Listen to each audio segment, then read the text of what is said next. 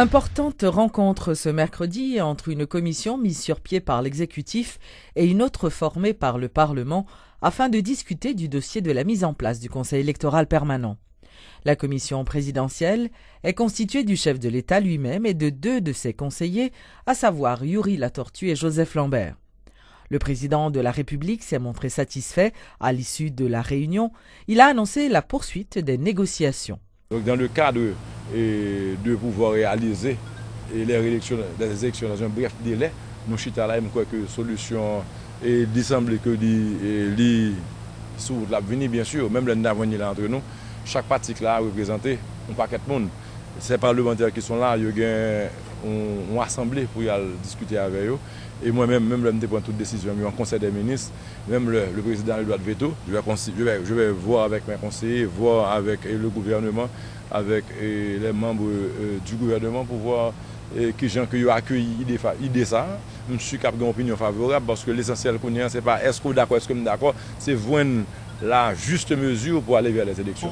Signalons que les discussions se sont déroulées en présence des représentants de l'organisation Religion pour la paix qui joue le rôle de facilitateur. Après les salutations d'usage et l'exposé de la situation fait par chacune des parties, les représentants du Parlement ont proposé de former un conseil électoral transitoire avec un mandat précis, c'est-à-dire organiser les prochaines élections. La délégation du pouvoir exécutif, de son côté, après avoir fait ressortir qu'elle ne pouvait pas modifier ce qui avait déjà été fait constitutionnellement, à savoir la création du Conseil électoral permanent dont 6 membres ont déjà prêté serment et ont été installés, mais consciente qu'il faut arriver à une solution médiane, a proposé ce qui suit. La formation d'un collège de gestion transitoire du Conseil électoral permanent, qui sera approuvé par le gouvernement et le pouvoir législatif. Ce collège sera composé de 9 membres, siégeant provisoirement en vue d'organiser uniquement les prochaines élections. Le Parlement désignera ces 3 représentants suivant une procédure qui sera indiquée par ce dernier, tandis que les 6 membres déjà désignés dans l'institution électorale siégeront au sein de ce collège de gestion transitoire. Le mandat des 9 membres de ce collège prendra fin à la publication des résultats définitifs des prochaines élections. Une fois ces résultats proclamés, les 6 membres désignés constitutionnellement reprendront leur place au sein du Conseil électoral permanent et le pouvoir législatif désignera les 3 membres manquants à l'institution permanente. À ce stade, la commission parlementaire a informé qu'elle fera son rapport au Parlement.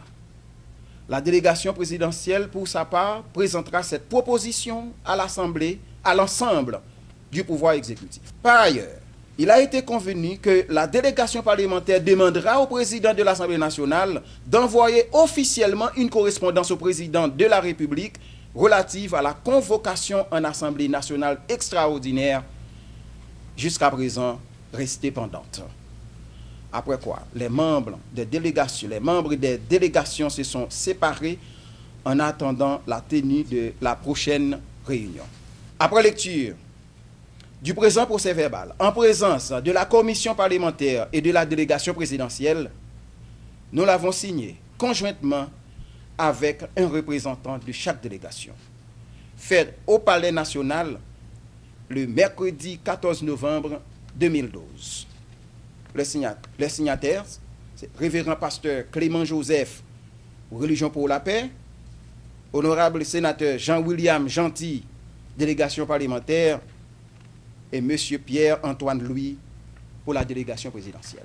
Nous avons dit nous avancer dans le sens que nous rendons compte bon procès verbal qui signe côté exécutif là et font pas dans la bonne direction dans le sens que yo proposé pour gagner un collège gestion transitoire du Conseil électoral permanent. Donc yo accepté l'idée que prochain organisme qui va mettre en place pour faire élection la faire élection ponctuellement et puis après ça pour nous garder comment on a rentrer dans le conseil électoral permanent. Donc, je ne dis à faire proposition. Hein. Bon, comme nous-mêmes, ces représentants nous de Parlement, nous disons, bon, il faut que nous allons consulter tout le monde qui a des mandats pour nous présenter aux propositions, pour eux-mêmes analyser les, et puis en fonction de remarques ou bien d'observations qu'on fait, nous prenons l'autre rendez-vous pour nous garder comment avancer de façon finale avec discussion. Les étudiants de la faculté de droit et des sciences économiques ont continué ce mercredi leur 3e journée de protestation après l'assassinat de Damael d'Haïti. Des heurts ont éclaté entre les étudiants protestataires et les agents de l'ordre aux abords de la faculté des sciences humaines. Les universitaires avaient érigé des barricades de pneus enflammés et lancé des pierres à l'endroit des policiers qui ont répliqué par des tirs et des gaz lacrymogènes. Parallèlement, lors d'une conférence de presse tenue ce mercredi, une commission d'étudiants mise en place en les circonstances a annoncé la poursuite de ces mouvements de protestation. Est-ce que bataille ça a campé, ça ne va pas une justice à réparation? Non! Est-ce que vous avez une bataille jusqu'au bout? Oui!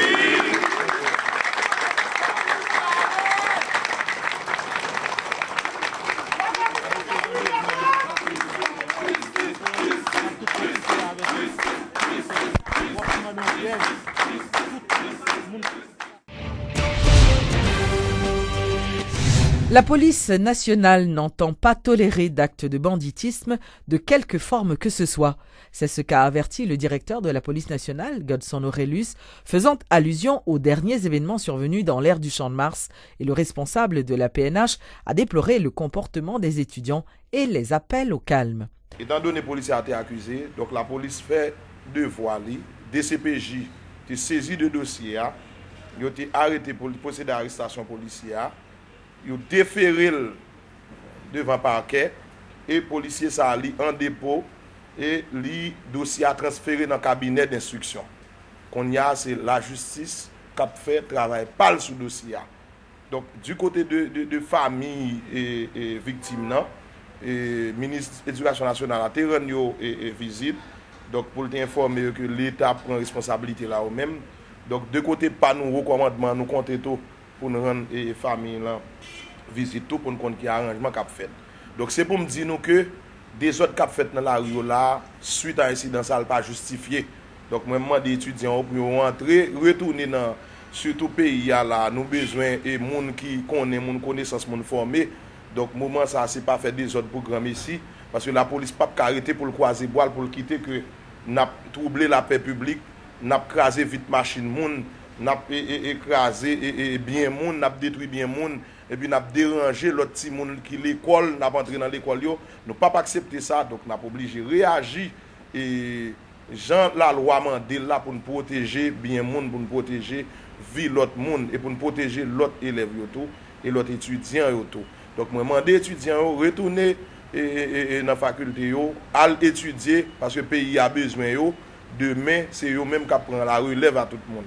Interrogé sur le dossier des policiers indexés dans le rapport de Vetting, M. Aurelius a fait savoir que les agents qui se sentent lésés par ce rapport peuvent toujours aller en recours. Procédure là, les Vetting, en fait, les résultats sortis, donc une suite qui peut faire aller. C'est suite là que tu fait à résultat que tu sorti. Non seulement résultat tu sorti, résultat tu corrigé. Parce que l'administration avant, tu fait une commission de révision qui te révisé le résultat qui était là, qui est passé de 138 à 79. Je dis là, ce n'est pas le résultat Vetting non qui sorti. Le résultat est sorti déjà, c'est décision suite à résultat Vetting. Mais pas de décision qui prend si pas de recours. Recours là, il existe. Normalement, nous déplorons ça parce que moi-même, pas enquête, je ne sais pas comment enquête était faite, même qu'on est, c'était. La police est représentée par une commission d'inspection générale et une commission une pôle, c'est enquêteur ça qui fait. Nous déplorons ça si quelqu'un qui dit pas de moyen pour justifier ou pour défendre parce que dans l'enquête il faut que tant des gens quand même mais si ça pas de fait ça que étape ça ou pas de fait mais résultat est sorti décision prend qu'on y a capable faire recours si on estime que yo mal renvoyé moi pense que pas rien qui fermé. L'Institut du bien-être social et des recherches IBESR ainsi que le ministère des Affaires sociales ont annoncé tout un ensemble d'activités en prélude à la célébration de la Journée internationale des droits de l'enfant célébrée le 20 novembre de chaque année. Selon la directrice de l'IBESR, Mme Arielle Gentil-Vildroin, 600 enfants des rues devront intégrer le programme d'éducation gratuite du président Martelly. Donc ça veut dire que faut nous capables de mettre le non local, côté au héberger, côté le bon traitement psychosocial, côté le une attention particulière pour tout le monde ouais ça l'école l'a représenté, que la rue a pas bon pour lui. Donc c'est pour ça que nous pouvons l'utiliser provisoirement et quoi des bouquets qui est assez grand côté yo pral aménager héberger tout le monde ça yo le temps pour local d'Elmatoire préparer comité ça qui fait former qui fait avec le ministère de l'Éducation nationale, le ministère des Affaires sociales, bien-être social et plusieurs partenaires, parce que le ministère de la Justice, le 26 de ce mois, à 6 centimes, on a commencé. Il va arriver à des milliers.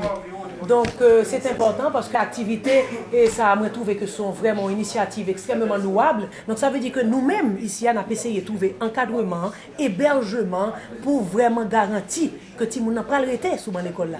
Parce que tout le monde lui-même, il ne faut pas oublier la rue pour lui représenter. Regardez, son défi extraordinaire. Le ministère de l'Agriculture a organisé un séminaire de formation à l'intention de plus de 150 jeunes venant de différents départements géographiques du pays.